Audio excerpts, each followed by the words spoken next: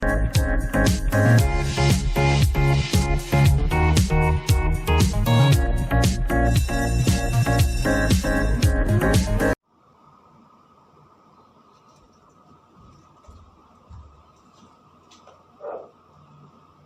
વિદ્યાર્થી મિત્રો, good morning all of you.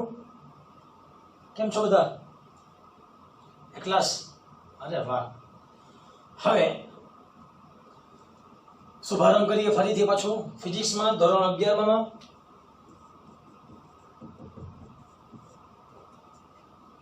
આપણે લાસ્ટ ટાઈમ વાત કરતા હતા ચેપ્ટર નંબર 2 ની. તો આપણે ચેપ્ટર નંબર 2 ની અંદર આપણે છેલ્લે પહોંચ્યા હતા કે એક લંબાઈના માપન વિશે વાત કરી હતી, દ્રષ્ટિ સ્થાન ભેદની રીત. એમાં પછી લઘુ અંતર અને ખૂબ જ મોટા અંતર માટે એના કોષ્ટક જોઈ ગયા હતા. 10⁻⁻1 ને શું કહેવાય, 10⁻²ને શું કહેવાય, 10⁻+1, 10⁻+2. મેં તમને એ પણ વાતચીત કરી હતી કે મારા ચેપ્ટર પહેલું અને ચેપ્ટર બીજું માત્ર ને માત્ર તમને કન્સેપ્ટ તરીકે આપેલું છે, યાદ રાખવા માટે છે, માત્ર ને માત્ર સમજણ માટે છે. એટલે ખાસ જોવું હોય ચેપ્ટર નંબર 2 ની અંદર. ફરી પાછું આગળ જઈએ. મેં તમને છેલ્લે એક પોઈન્ટ આપ્યો હતો કે 10⁻8 to 10⁻10 માટે આપણે માઇક્રોસ્કોપનો ઉપયોગ કરતા હતા. માઇક્રોસ્કોપ ઘણા બધા પ્રકારના હોય. ઓપ્ટિકલ માઇક્રોસ્કોપ પણ હોઈ શકે, ઇલેક્ટ્રોન માઇક્રોસ્કોપ પણ હોઈ શકે, ઓપ્ટિકલ માઇક્રોસ્કોપ પણ હોઈ શકે અને ટનલિંગ માઇક્રોસ્કોપ પણ હોઈ શકે, એટોમિક ફોર્સ માઇક્રોસ્કોપ પણ હોઈ શકે. છેલ્લે એક વાક્ય બોલ્યો હતો કે ભાઈ આપણા લેક્ચરની અંદર નેક્સ્ટ લેક્ચરમાં અણુની સાઇઝ માપવા માટે આ એક રીતનો ઉપયોગ કરીશું, જે કહેવાય ઓલિક એસિડની મદદથી. ક્વેશ્ચન કયો આવશે હવે?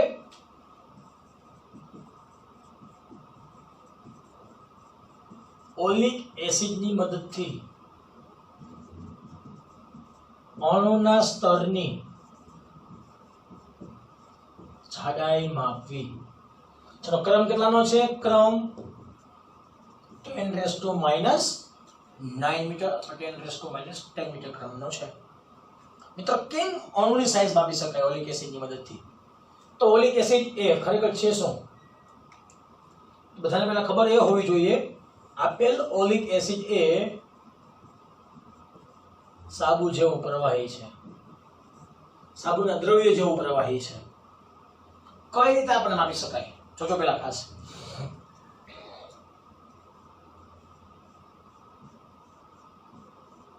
આ કદ કેટલું છે? 1 સેન્ટીમીટર ક્યુબ. 1 સેન્ટીમીટર ક્યુબ શું લેવાનું મારે? Oleic acid. આ ઓલિક એસિડને મારે આલ્કોહોલમાં મિશ્ર કરું છું. જો ઓલિક એસિડને આલ્કોહોલમાં મિશ્ર કરું તો નવું કદ મારે બનાવવાનું છે 20 સેન્ટીમીટર ક્યુબ.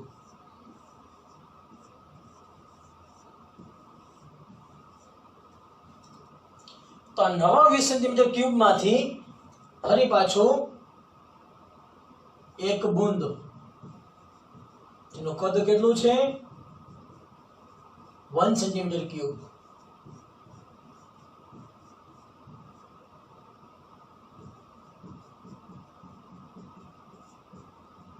આને બહાર કાઢી લઉં છું. આટલા કદમાંથી એક ટીપું પાછું બહાર કાઢી લઉં છું. એક ટીપું બહાર કાઢી લઉં, ફરી પાછું એમાં શું કરું છું? મિશ્રણ કરું છું આલ્કોહોલ.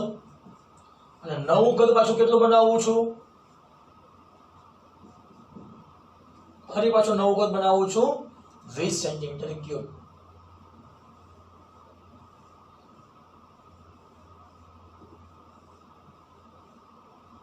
ક્લિયર? ફરી પાછું આમાંથી એક બુંદ બહાર કાઢતા, તેનું કદ કેટલું કહેવાશે? 1 સેન્ટીમીટર ક્યુબ. જેનું કદ કેટલું કહેવાય? V બરાબર 1 સેન્ટીમીટર ક્યુબ. તો ચલો, આપેલ બુંદનું કદ કેટલું કહેવાશે? V. આપેલ એક બુંદનું કદ કેટલું કહેવાય? V. આવા n જેટલા કદ આપેલા a જેટલા અણુ આપેલા હોય તો ગુણને કહેવાય અણુ, કહેવાય NV. એમાં સાંદ્રતા લખવી હોય તો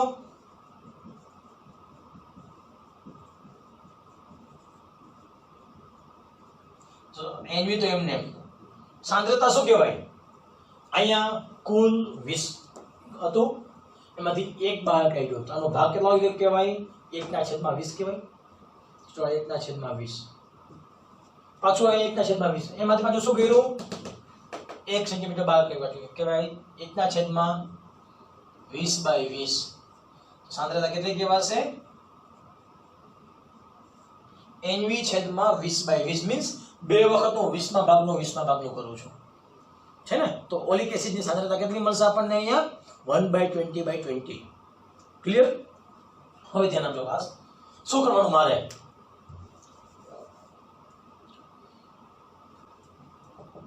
સૌપ્રથમ હું પાણી લઉં છું.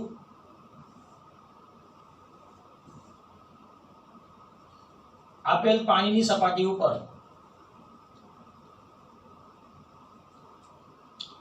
લાઇકોપેડિયમ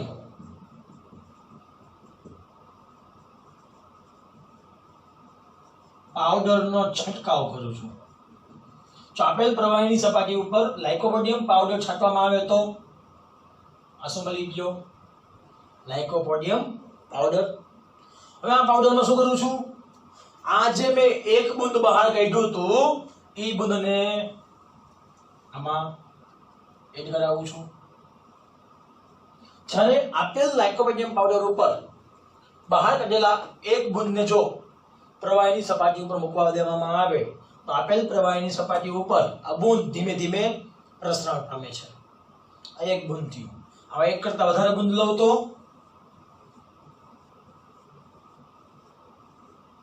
આ રીતે આપણને તેની જાડાઈ જોવા મળશે. તો લખી શકાય જાડાઈ બરાબર કદ ભાગ્યા ક્ષેત્રફળ. કદ ભાગ્યા ક્ષેત્રફળ. કદ કેટલું હતું અહીંયા? NV 1/20/20. ક્ષેત્રફળ કેટલું છે? A. તો આપણને અણુની જાડાઈ મળશે NV/A 1/20/20. ક્લિયર? તો આ મિત્રો વાતચીત થઈ ગઈ. ઓલિક એસિડની મદદથી કોઈ અણુની જાડાઈ માપવી હોય તો તમે આપેલ રીતનો ઉપયોગ કરી શકો. ક્લિયર છે? કઈ એમાં અઘરું નથી. તો આપણે ખાલી આ વસ્તુ માત્ર જોઈ ગયા લંબાઈનું પરિમાણ. હવે પાછો કમ્પેર કરું છું રિટર્ન.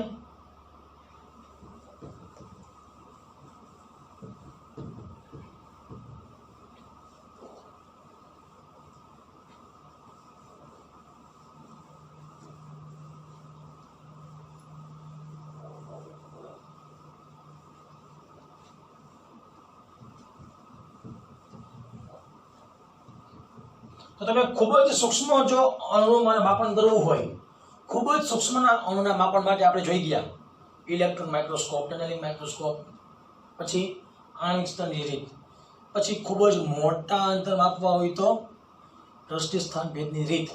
દ્રષ્ટિસ્થાન ભેદની રીતમાં આવતા અંતરો કયા ક્રમમાં છે માપવા હોય તો યાદ રાખજો ખાસ, ખૂબ જ મોટા અંતરોના એકમો. પહેલી વસ્તુ આવશે એસ્ટ્રોનોમિકલ યુનિટ, ને કહેવાય AU. એસ્ટ્રોનોમિકલ યુનિટ કોને કહેવાય?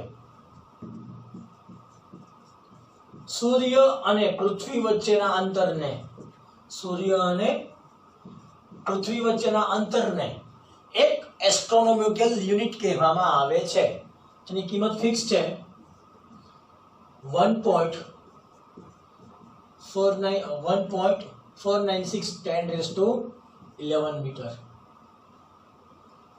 તો એસ્ટ્રોનોમિકલ યુનિટની કિંમત ફિક્સ છે 1.496 મીટર.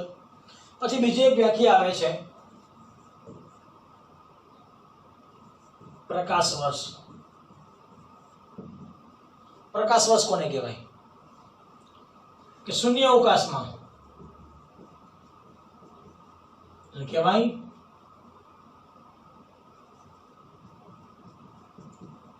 प्रकाशना वेगे 1 सेकंड में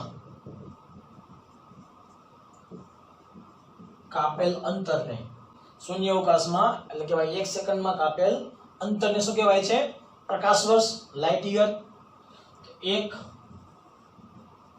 પ્રકાશ વર્ષ બરાબર કહેવાય એ 1 લાઇટ યર કહેવાય 1 સેકન્ડ માં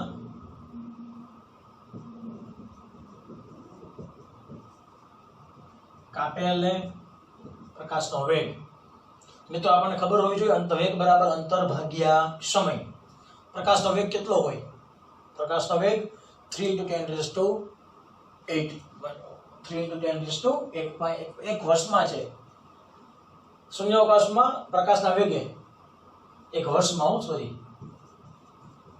1 વર્ષમાં કાપેલ અંતરને 1 વર્ષમાં પ્રકાશના વેગે કાપેલ અંતરને શું કહેવાશે 1 લાઇટ યર હવે એની કિંમત લખવી હોય તો એ 1 લાઇટ યર બરાબર કહેવાય 1 પ્રકાશ વર્ષ બરાબર કિંમત ફિક્સ છે 9.46 10⁻15 મીટર 9.46 * 10⁻15 મીટર ક્લિયર હવે ત્રીજી વ્યાખ્યા આવે છે 1 પાર્સેક એટલે કહેવાય પૃથ્વીની ભૌમિતિક ત્રિજ્યા વડે એટલે શું કહેવાય સૂર્ય અને પૃથ્વીના અંતર વચ્ચે સૂર્ય અને પૃથ્વીના અંતર વચ્ચે અથવા કહેવાય એક એસ્ટ્રોનોમિકલ યુનિટ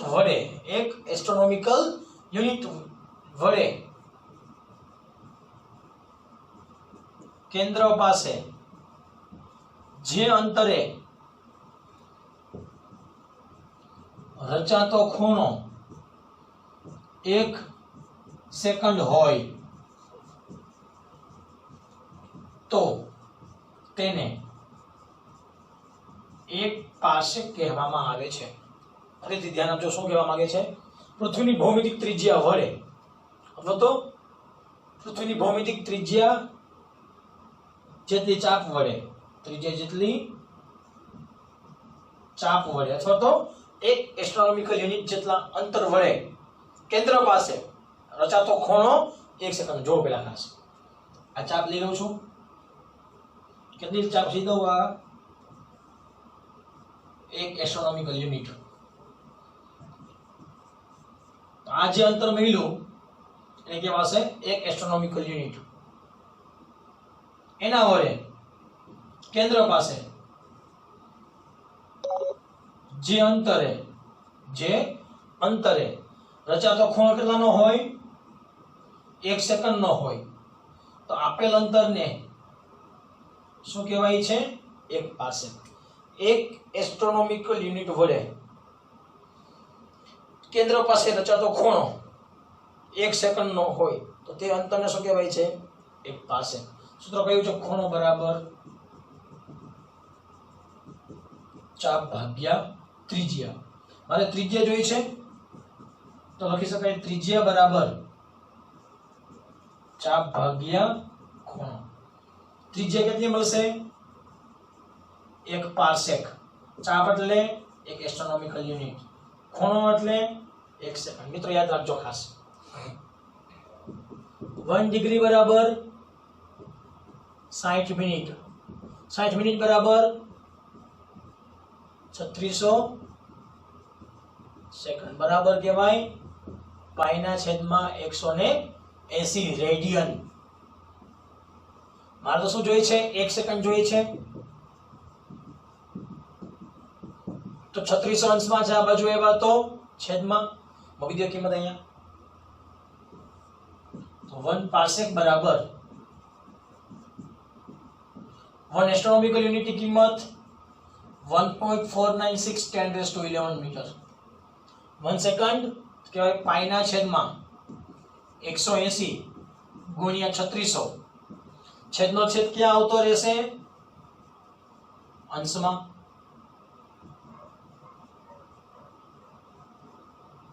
પાઈની કિંમત કેટલી હોય? 3.14. મિત્રો ચેક કરો પહેલા. 1.496 into 180 into 36600 divided by 3.14. કિંમત મળશે આપણને 1 પાસેક બરાબર 3.087. ઘાત કેટલી થઈ ગઈ? 10 ની 11 ઘાત. સોરી પોઈન્ટ નથી હોય અહીંયા. 3.0308728.66. ઘાત કેટલી છે? 11. ચલો પોઈન્ટ બદલાવો મિત્રો. 1 2 3 4 5 પોઈન્ટ ડાબી તરફ જાય તો પ્લસ ઘાતમાં વધારો, તો લખી શકાય 3.087. 1 2 3 4 5. મિત્રો 5 જગ્યા બદલાવી તો 5 ઘાત વધશે. 11 ના 5 16. તો મિત્રો 1 પાસેકની કિંમત કહેવાશે 3.08 10^16 મીટર. તો મિત્રો આ ત્રણ એકમ યાદ રાખવાના છે. એસ્ટ્રોનોમિકલ યુનિટ 1.496 10^11 મીટર, જેને કહેવાય સૂર્ય અને પૃથ્વી વચ્ચેના અંતરને, જેને કહેવાય ભૌમિતિક અંતર અથવા કહેવાય પૃથ્વીની ભૌમિતિક અંતર અથવા ભૌમિતિક ત્રિજ્યા. તો પૃથ્વીની ભૌમિતિક ત્રિજ્યાનું અંતર થઈ ગયું 1 astronomical unit 1.496 10^11 metre. Second one આવશે પાર્સેક, પ્રકાશ વર્ષ. કહેવાય પ્રકાશના વેગે કહેવાય એક વર્ષમાં 3 × 10^8 જેટલા વેગથી કાપેલા અંતરને 1 પ્રકાશ વર્ષ કહેવામાં આવે છે, લાઇટ યર. એની વેલ્યુએશન ફિક્સ છે 9.46 10^15 મીટર. પછી આવે છે પાર્સેક. તો એક એસ્ટ્રોનોમિકલ યુનિટ જેટલી ચાપ વડે વર્તુળ પરના જે કેન્દ્ર પાસે જે અંતરે રચાતો ખૂણો 1 સેકન્ડ છે, તો તે અંતરને 1 પાર્સેક કહેવામાં આવે છે. આખો વાત થઈ ગઈ ખૂબ જ મોટા અંતરની, અને આપેલ અંતર માપવા માટે તમારે ટેલિસ્કોપનો ઉપયોગ કરવો પડે. ક્લિયર? હવે તો આપણે પહેલી રાશિ પૂરી કરી, અંતર, લંબાઈ. બીજી રાશિ લઈએ હવે, દ્રવ્યમાન.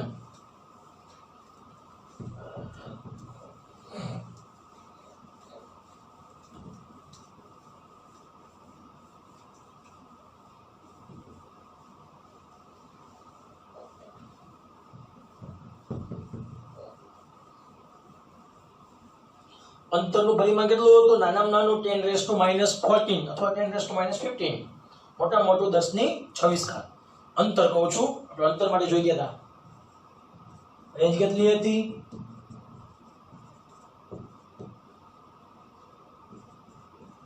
આ તો ઇલેક્ટ્રોન અથવા તો પ્રોટોન જેવા સૂક્ષ્મ કણના ન્યુક્લિયસનું પરિમાણ. આ તો દેખાતા વિશ્વનું પરિમાણ 10^26 ઘાત. હવે લઉં છું બીજું હું દ્રવ્યમાન દળ.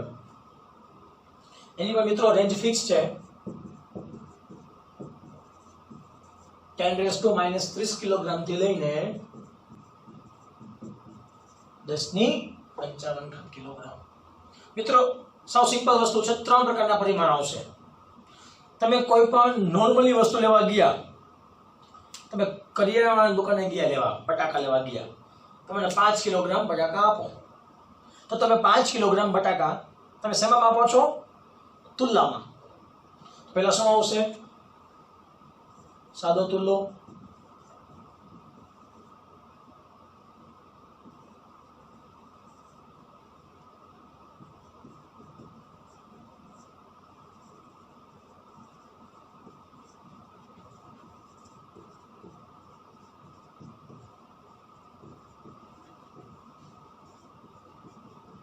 આપણે જે જીવન જરૂરિયાત, જે રોજિંદી જીવનની વસ્તુ છે, શેમાં માપી છે? આપણે તુલામાં માપી છે.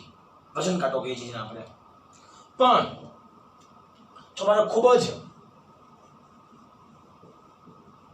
મોટા દ્રવ્યમાન માપવા હોય તો ખૂબ જ મોટા દ્રવ્યમાન માપવા માટે તમારે ન્યૂટનના ગુરુત્વાકર્ષણ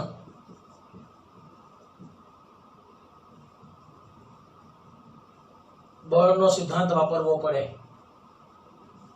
F બરાબર gm1m2/r². તો પૃથ્વીનું દ્રવ્યમાન માપવું હોય, સૂર્યનું દ્રવ્યમાન માપવું હોય, ચંદ્રનું દ્રવ્યમાન માપવું હોય, ખૂબ જ મોટા પદાર્થના દ્રવ્યમાન માપવા માટે તમારે ન્યૂટનના ગુરુત્વાકર્ષણ બળનો સિદ્ધાંતનો ઉપયોગ કરવો પડે. બરોબર ને? હવે જે જોવા જેવી વસ્તુ એ છે, ખૂબ જ નાની વસ્તુના દ્રવ્યમાન માપવા માટે હું કહું, ચોકનો ભૂકો છે, ચોકનો ભૂકો કરી નાખો, એમાંથી તમે ખાલી એક માઇનર એવો સૂક્ષ્મ કણ લઈ લ્યો. એ સૂક્ષ્મ કણનું દ્રવ્યમાન માપવું હોય તો ત્રાજવામાં મૂકો, ત્રાજવામાં તમને મુકતા દ્રવ્યમાન જોવા મળશે નહીં. તો ખૂબ જ હું તમને કહું ભાઈ, કીડી, મને કીડીનું દ્રવ્યમાન માપવું છે, તો કીડીનું દ્રવ્યમાન માપવા માટે તમે વજન કાંટાનો ઉપયોગ કરી શકતા નથી, અથવા તો હવામાં ઉડતા બેક્ટેરિયા. તો આવા સૂક્ષ્મ કણનું દ્રવ્યમાન માપવા માટે મારે શું લેવો પડશે? સ્પેક્ટ્રોમીટર લેવું પડે. કઈ રીતે? આ કયું છે? માસ સ્પેક્ટ્રોગ્રાફ. માસ સ્પેક્ટ્રોગ્રાફ નામનું સાધન લેવું પડે. શેમાં માપાશે? એનો એકમ એટોમિક માસ યુનિટમાં મપાય, એને કહેવાય અમુભાઈ. તો એટોમિક માસ યુનિટમાં મારે જો દ્રવ્યમાન માપવું હોય તો કેમ માપી શકાય? સાવ સિમ્પલ વસ્તુ છે, યાદ રાખજો. પેલા વ્યાખ્યા, કાર્બન 6 બારના પરમાણુ દર ફિક્સ છે 1.992647 ઇન્ટુ 10⁻26 કિલોગ્રામ.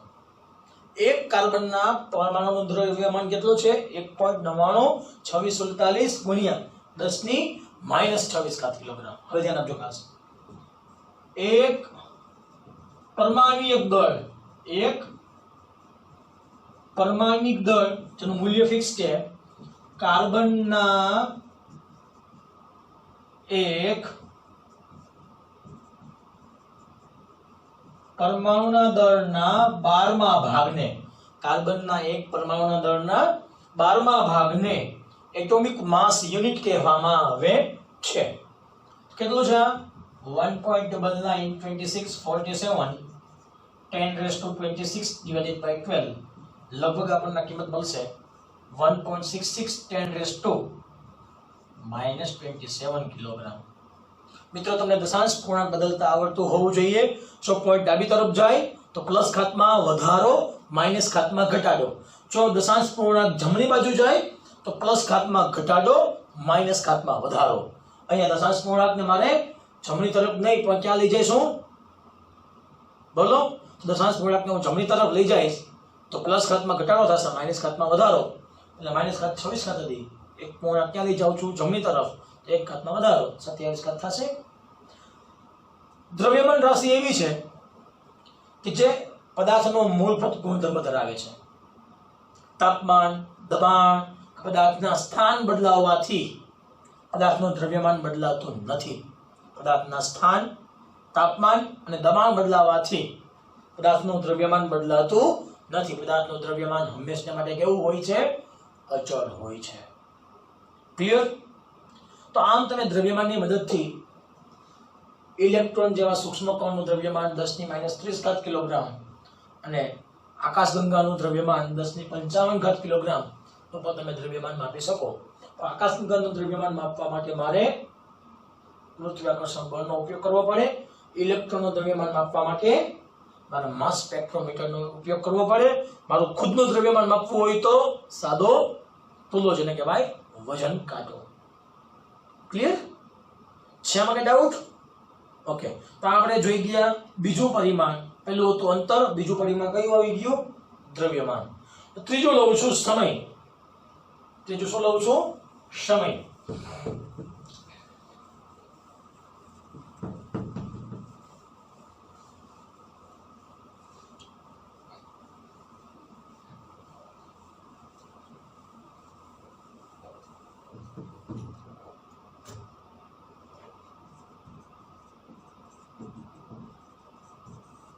આ સમયનું માપન કરવું છે.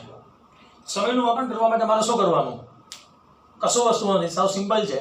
જો તમે જૂના જમાનાની વાતચીત કરતા હોય તો જૂના જમાનાની અંદર કોઈ એક વસ્તુ ઊભી રાખી દો. કોઈ વસ્તુને ઊભી રાખી સૂર્યમાંથી આવતા પ્રકાશના કિરણો દ્વારા શું પડતો હોય? અહીંયા પડછાયો. તો તમે પડછાયાની પહોળાઈની મદદથી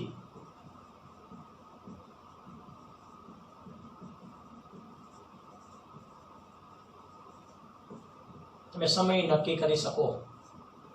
તો જૂના જમાનાની અંદર આપણે જે દાદા પરદાદા હતા, દાદા પરદાદા વસ્તુના પડછાયા ઉપરથી તમે સમયનું મૂલ્યાંકન કરી શકતા.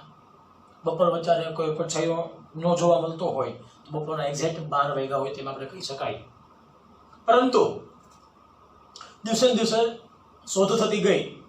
ત્યાં પછી તમારા ઘરમાં કદાચ જોઈએ છે લોલકવાળી ઘડિયાળ, ચાવી ભરો લોલક આમથી આમ પરિભ્રમણ કર્યા રાખે. તો લોલકની મદદથી પણ તમે સમયનું માપન કરી શકતા. ધીમે ધીમે ધીમે ઘડિયાળ આવી, પછી સ્ટોપ વોચ આવી, ડિજિટલ ક્લોક આવી. અત્યારના સમયમાં લેટેસ્ટ ઘડિયાળ છે એટોમિક ક્લોક. કઈ આવે છે? કઈ પરમાણુની એક મોડેલ છે એનું. તો એટોમિક ક્લોક કઈ રીતે કામ કરે છે? તો એટોમિક ક્લોક, એટોમિક સિઝિયમ ધાતુ કઈ છે આમાં? સિઝિયમ 135 નો સ્ફટિક. સિઝિયમ 135 નો સ્ફટિક યાદ રાખજો. જે સમય અથવા તો કહેવાય 91, 92, 63, 70 ડોલન પૂર્ણ કરવા માટે લાગતો સમય એને કહેવાય 1 સેકન્ડ. તો સિઝિયમનો પરમાણુ કેટલા છે? એકમ, દશક, 100, 1000, 10,000, લાખ, 10 લાખ, કરોડ, 10 કરોડ, અબજ, 9 અબજ 19 કરોડ 26,31,770 ડોલર પૂરા કરે તેટલા લાગતા સમયને 1 સેકન્ડ કહેવાય. એનો મતલબ 1 સેકન્ડમાં આટલા ડોલર પૂરા કરે છે. ક્લિયર? તો આવી એટોમિક ક્લોક વિશ્વમાં 4 જગ્યાએ રાખી. લેબોરેટરીની અંદર આવી એટોમિક ક્લોક 4 રાખી છે. હવે 4 એટોમિક ક્લોક રાખીને સમયનું નિશ્ચિંત કરવામાં આવે છે, સમયનું અવલોકન કરવામાં આવે છે, જેથી કરીને વિશ્વમાં એક સરખો સમય જળવાઈ રહે. હવે ભારતમાં પણ આવી એટોમિક ક્લોક મૂકવામાં આવી છે દિલ્હી ખાતે. દિલ્હીમાં છે રાષ્ટ્રીય ભૌતિક શાળામાં, નેશનલ ફિઝિકલ લેબોરેટરી NPL. અહીંયા પણ આપણી એટોમિક ક્લોક રાખવામાં આવેલી છે. આવી એટોમિક ક્લોકમાં ખામી કેટલી જોવા મળશે? આખા વર્ષ દરમિયાન વધીને 3 માઇક્રોસેકન્ડ. તો એક વર્ષમાં ખામી કેટલી છે? 3 માઇક્રોસેકન્ડની ખામી જોવા મળે છે. બહુ એટલે અત્યંત સૂક્ષ્મ સમય થયો. ક્લિયર? તો આ વાતચીત થઈ ગઈ સમયની. તો આપણે મૂળભૂત 3 રાશિ જોઈ ગયા: અંતર, દ્રવ્યમાન અને સમય. તો આ સમય પણ આપણે જોઈ ગયા કે એટોમિક ક્લોકની મદદથી તમે પરમાણિક મોડેલમાં સ્ફટિક કરવા સિઝિયમ 135 ના સ્ફટિકની મદદથી તમે ક્લોકનું ચોકસાઈપૂર્વકનું માપન કરી શકો છો. મિત્રો, આ વાતથી બેઝિકની. હવે નેક્સ્ટ ટાઈમ આપણે જોઈશું આવી જુદી જુદી ભૌતિક રાશિઓમાં જોવા મળતી ખામીઓ, એને કહેવાય ત્રુટિ. Okay, thank you very much.